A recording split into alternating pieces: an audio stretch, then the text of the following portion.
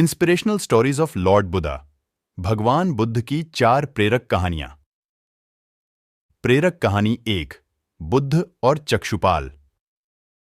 एक बार भगवान बुद्ध जेतवन विहार में रह रहे थे। भिक्षु चक्षुपाल भगवान से मिलने के लिए आए थे। उनके आगमन के साथ उनकी दिनचर्या, व्यवहार और गुणों की चर्चा भी हुई। भिक्षु चक्षुपाल अंधे थे। एक दिन विहार के कुछ भिक्षुओं ने कुछ मरे हुए कीड़ों को चक्षुपाल की कुटी के बाहर पाया और उन्होंने चक्षुपाल की निंदा करनी शुरू कर दी कि उन्होंने इन जीवित प्राणियों की हत्या की। भगवान बुद्ध ने निंदा कर रहे उन भिक्षुओं को बुलाया और पूछा कि क्या तुमने भिक्षु को कीड़े मारते हुए देखा है?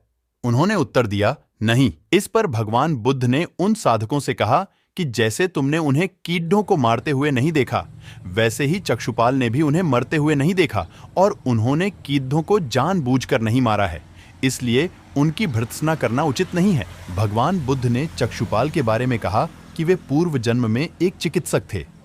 एक अंधी स्त्री ने उनसे वादा किया था कि यदि वे उसकी आंखें ठीक कर देंगे तो वह और उसका परिवार उनके दास बन जाएंगे। स्त्री की आंखें ठीक हो गईं, पर उसने दासी बनने के भय से यह मानने से इनकार कर दिया। चिकित्सक को तो पता था कि उस स्त्री की आंखें ठीक हो गई हैं। वह झूठ बोल रही है।